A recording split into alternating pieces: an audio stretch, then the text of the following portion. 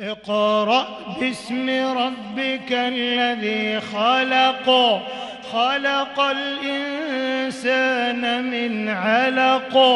اقرأ وربك الأكرم الذي علم بالقلم، علم الإنسان ما لم يعلم. كلا إن الإنسان ليطغى أن رآه استغنى، إن إلى ربك الرجعى.